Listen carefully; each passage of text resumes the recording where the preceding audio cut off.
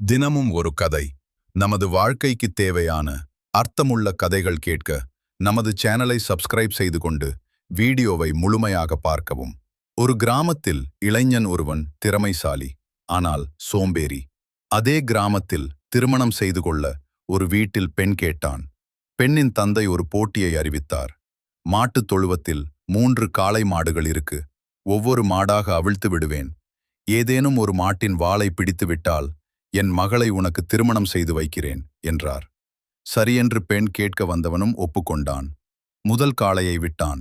சீற்றத்தோடு கொம்பை இங்கும் அங்கும் ஆட்டி வந்ததையும் மிகுந்த சீற்றத்தோடு வந்ததையும் பார்த்து அந்த மாட்டை விட்டுவிட்டு ஒதுங்கிக் கொண்டான். இரண்டாவது காளை பெரிய காளை, தரையதரையை பிளந்து யார் வந்தாலும் கொம்பால் குத்திவிடுவேன் என்று மிரள மிரள பாய்ந்து வருவதை பார்த்தவன் குலை நடுங்கி அடுத்த காளையின் வாளை பிடித்து கொள்ளலாம் என்றது இதையும் விட்டுவிட்டான். அடுத்த 3வது காளை வத்தலா தொத்தலா சாதுவாக வந்ததை பார்த்து இளைஞனுக்கு ஏகப்பட்ட சந்தோஷம். இதன் வாளை பிடித்து விடலாம் என்று 3வது காளையை நெருங்கியவனுக்கு அதிர்ச்சி. காரணம், காளைக்கு வாளே இல்லை. வாய்ப்புகள் வரும்போது பயன்படுத்திக் கொள்ளாவிட்டால் பயன்படுத்திக் கொள்ள தயாராகும்போது வாய்ப்புகள் வராமல் போகலாம். இப்படித்தான் நம்மில் பலருக்கும் வாழ்க்கையின் வாய்ப்புகளை வாலில்லாத காளையாக நழுவ விட்டு விடுகிறோம்.